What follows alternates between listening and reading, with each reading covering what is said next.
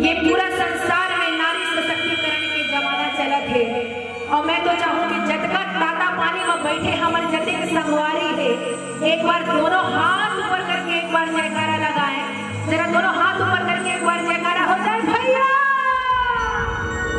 बोल महामाया रानी की, बोल महारानी की, छत्तीसगढ़ महारानी की। और जरा दोनों हाथ की तालियों के साथ हो जाए क्या? अरे घंटी घंटी पांच नाची घंटी ऊपर कर नाची हो जाती